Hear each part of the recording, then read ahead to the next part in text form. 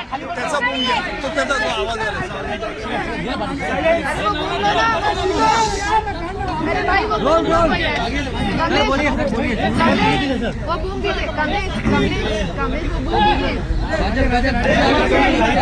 अरे कितना पीछे हो, कितना आ सकते हो, हाईकोर्ट में लगाओ ना। होणार आहे प्लीज। 26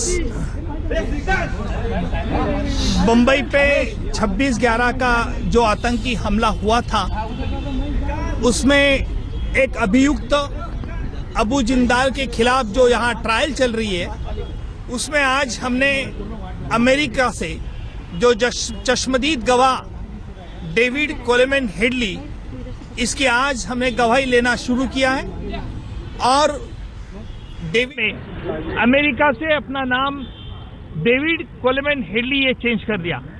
हमने उसे पूछा कि अपना नाम चेंज करने की क्या वजह थी, तो उसने कहा कि मुझे इंडिया में रेकी के लिए आना था और इसलिए मैं मेरी जो आइडेंटिटी है वो मैंने छुपाना चाहता था, इसलिए मैंने मेरी नाम चेंज किया।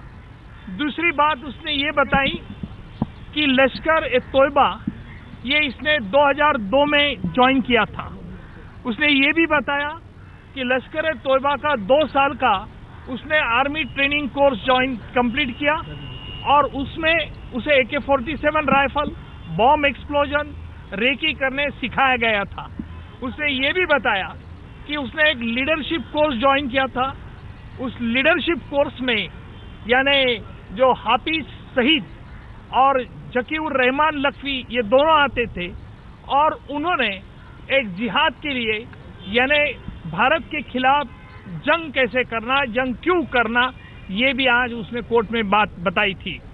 हमने उसे ये भी पूछा कि उसकी जब पढ़ाई कहाँ हुई थी, तो उसने बताया कि मेरी पढ़ाई हसन कैडेट जो आर्मी कॉलेज है उसमें मेरी 5 साल पढ़ाई हुई थी। तब मुझे डॉक्टर तहाउर राना से मुझे मुलाकात हुई थी और 5 साल के बाद फिर वो 17 साल की जब उसकी उम्र थी तो अमेरिका वापस चला गया था।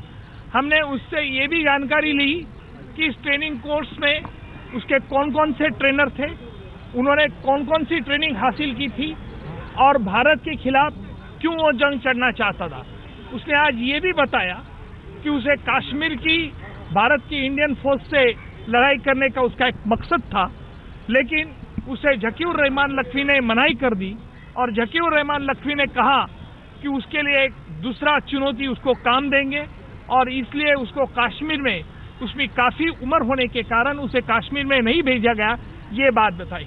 इसका हियरिंग आज करीबन 7 से 12 साढ़े 12 तक आज चला, यानी अमेरिकन टाइमिंग 8:30 से, तो दूसरे दिन का सुबह का 2:30 बजे तक उसका ये एविडेंस उसका चल रहा था। ये उसने आज बात कोर्ट के सामने ये बताई।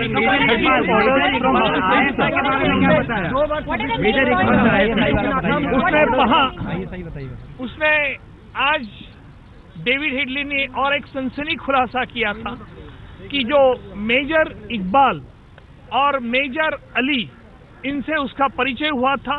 उसने ये बताया कि मेजर इकबाल ये ISI का आदमी था और अली जो उसमें शख्स बताया है उसका भी उसने ISI से ताल्लुकात आर्मी ISI में था, ये भी बात बताई। डेविड हेडली ने आज ये भी बात बताई कि पेशावर में उसे 2002 में उसको पुलिस ने गिरफ्तार किया था पाकिस्तान में, क्योंकि वो ड्रग्स स्मगलर को मिलना चाहता था और एक ड्रग्स स्मगलर का मिलने का मकसद जब हमने उसे पूछा तब उसने हमें बताया कि हम भारत में कुछ वेपन्स एम्यूनेशन भेजना चाहते थे ताकि कश्मीर की लड़ाई करे।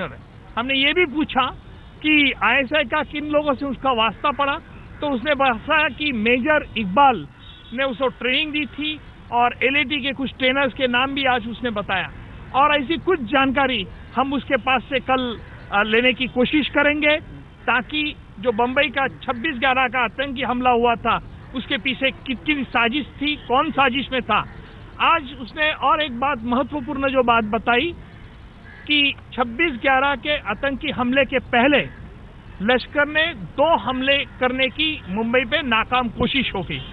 उसने ये भी बताया कि पहला हमलावर में 10 लोग थे, दूसरा हमलावर में 10 लोग थे, और उसने बताया कि 26/11 को जो आतंकी हमला हुआ था, जो 10 लोगों ने किए, वही 10 लोगों ने पहली उनकी कोशिश थी।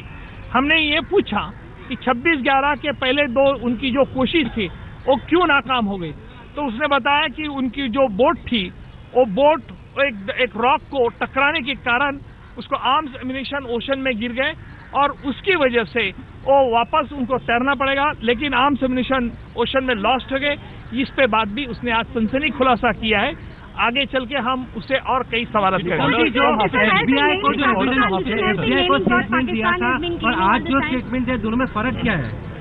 देखिए, हम इसके बारे में आज कुछ बातें हम नहीं बताएंगे, क्योंकि जो अमेरिकन कोर्ट की बात उन्होंने कही है, उसके अलावा भी कुछ हम उसके पास से बात पूछेंगे, क्योंकि हमारे पास कुछ ऐसे सबूत है जिस सबूत के आधार पर हम हेडली का कल उससे पूछताछ करेंगे, ताकि जो आतंकी हमले के पीछे जिसकी साजिश है, साजिश में किन लोगों से, इसके भी बारे में खुलासा हम हेडली के पास दबाव बढ़ेगा क्या इससे पाकिस्तान के ऊपर? ये आज मैं इसके बारे में कुछ नहीं कहूंगा। ये भारत सरकार ने तय करना चाहिए उसका क्या होना चाहिए। मेरा मकसद यही सिर्फ है कि पूरी जानबीन यानी पूरा सत्य, ट्रुथ कोर्ट के सामने लाना, यही मेरा फर्ज होगा। अगर Abu Jundal is the main person जो अभी फिलहाल अदालत में सामने खड़ा है, क्या अबू जुंदाल के खिलाफ कोई सबूत हेडली से मिलेगा?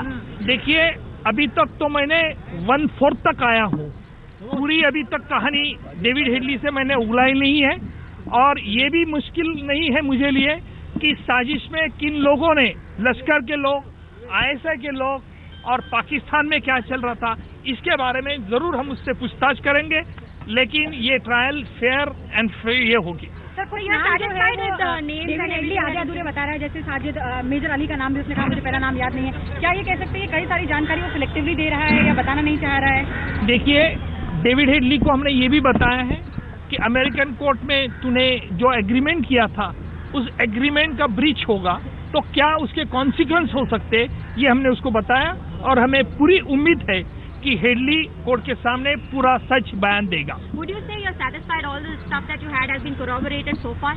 I am absolutely satisfied as to what David Headley has revealed in today's deposition. Mr. Headley has given certain sensitive revelation during his entire evidence about 4 to 5 hours.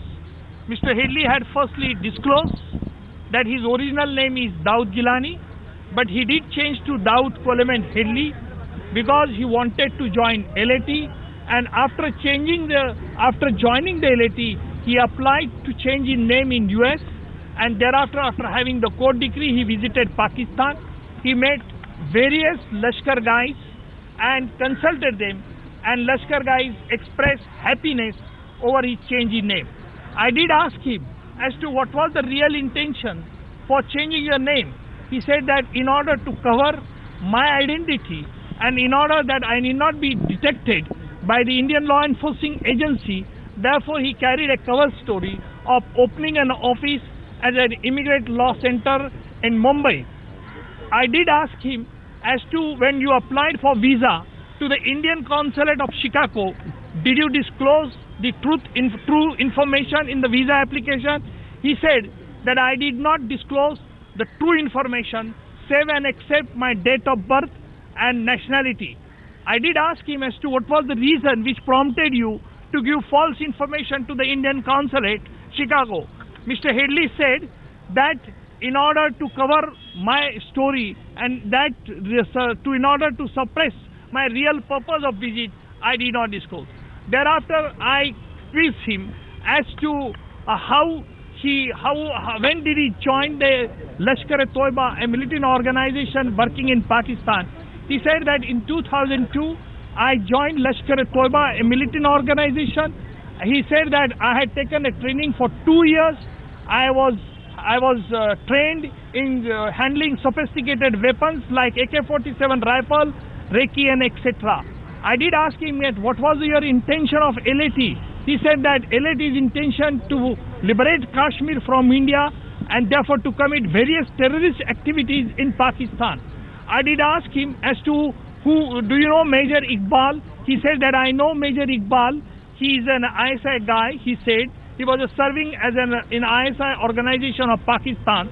He further said that on one of the occasion he was apprehended by Pakistan police on the ground that he being a foreigner, and in his possession certain Indian images were found. But later on he was discharged with the intervention of Ali, and Mr. Ali had introduced him with Major Iqbal. Now it has come on the record that Ali and Major Iqbal, they are ISI guys, and they allowed him to be free from that case. This is an information which we sought. We have further sought the information from him that in the leadership course who had taught you. Then he said that Hafiz Saeed, who is the founder of Lashkar-e-Toiba, he further said that Zakir Rahman Lakvi taught me. Then what were the speeches they gave? They said that they should do the jihad. Then I specifically asked about the meaning of the jihad. Then he explained to fight against the Indian army. So it is clearly seen that there is a close nexus between ISI and LAT. That is what has been gathered from the revelation made by Mr. Headley. But multiple fact files have been given in the past. Mr. Headley has further given one sensitive revelation that prior to the terror attack of 26 November 2008 in Mumbai, the Lashkar-e-Toiba had made 2 unsuccessful attacks. That is in the month of September 2008 and after a month of 1 month, that is in October 2008, and those attempts of LAT were unsuccessful on account of accident to the attackers. I did ask him how many attackers were supposed to come in Mumbai. He said that the first group was of 10 attackers, the same group had tried for second, and the same group of 10 attackers was successful in attacking Mumbai on the night of 26 November 2008. That is what the revelation. So will this put pressure on Pakistan? I don't want to comment at this juncture. This is a very crucial case, and this is for the government of India to take call on the evidence of Mr. Headley. And at present, we are at I have completed 1/4 part of his evidence. I had to go miles ahead, and let us see what Mr. Headley. I'm very happy with Headley's revelation, because at present he is maintaining the terms and conditions which he has agreed with the US government, and the US government has cooperated us very nicely. Will you go beyond this statement to the FBI, the US court? Will you go beyond that? Definitely, I may quiz Mr. Headley on certain aspects which were never asked by FBI or other agency, but I am at liberty to do so, being in a role of the public prosecutor to unfold the entire truth. That is my duty. Can this evidence be used in dossiers or anything that the Indian that government you please check up with the government of India. That is not my baby. Mr.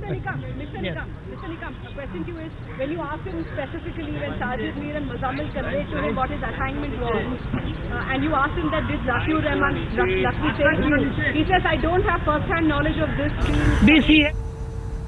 Headley से 4 से 5 घंटे तक पूछताछ हुई है। सरकारी वकील उज्ज्वल निकम ने ये बात कही है और वो संतुष्ट नजर आ रहे हैं। बहुत सारे खुलासे हेडली ने किए हैं। हाफिज सईद को पहचाना है। 3 बार मुंबई पर हमले की कोशिश हुई, तीसरी बार कामयाब रही, 2 बार नाकामयाब रही। 10-10 आतंकवादी थे जिन्होंने 2 बार कोशिश की, और ये वही आतंकवादी हैं जिन्होंने 26/11 को हमले को अंजाम दिया। इसके अलावा ट्रेनिंग ली है इस हेडली ने पाकिस्तान में 2 ट्रेनिंग कैंप्स ने। और क्या कुछ कहा उज्ज्वल निकम ने, सुनिए। 26 बंबई पे 26/11 का जो आतंकी हमला हुआ था, उसमें एक अभियुक्त अबू जिंदाल के खिलाफ जो यहां ट्रायल चल रही है, उसमें आज हमने अमेरिका से जो चश्मदीद गवाह डेविड कोलेमन हेडली, इसकी आज हमने गवाही लेना शुरू किया है। और डेविड हेडली ने अपने गवाही में कुछ सेंसिटिव रिविलेशन किए हैं। पहला रिविलेशन उसने ये किया कि उसका असल में नाम दाऊद गिलानी था, लेकिन LAT में लश्कर-ए-तोयबा ए मिलिटेंट ऑर्गेनाइजेशन में ज्वाइन होने के बाद उसने 2006 में अमेरिका से अपना नाम डेविड कोलेमैन हेडली ये चेंज कर दिया। हमने उसे पूछा कि अपना नाम चेंज करने की क्या वजह थी, तो उसने कहा कि मुझे इंडिया में रेकी के लिए आना था और इसलिए मैं मेरी जो आइडेंटिटी है वो मैंने छुपाना चाहता था, इसलिए मैंने मेरी नाम चेंज किया। दूसरी बात उसने ये बताई कि लश्कर ए तोयबा ये इसने 2002 में ज्वाइन किया था। उसने ये भी बताया कि लश्कर ए तोयबा का 2 साल का उसने आर्मी ट्रेनिंग कोर्स कंप्लीट किया और उसमें उसे AK-47 rifle, bomb explosion, recce करने सिखाया गया था। उसने ये भी बताया कि उसने एक लीडरशिप कोर्स ज्वाइन किया था। उस लीडरशिप कोर्स में यानी जो हाफिज सईद और जकीउर रहमान लखवी ये दोनों आते थे और उन्होंने एक जिहाद के लिए यानी भारत के खिलाफ जंग कैसे करना, जंग क्यों करना, ये भी आज उसने कोर्ट में बात बताई थी। बहराइच में 2 बहनों का शव एक पेड़ से टंगा मिला है। हालांकि पुलिस इसे खुदकुशी का मामला मान रही है, लेकिन आशंका कत्ल की भी है, इससे भी इनकार नहीं किया जा रहा। दोनों लड़कियों की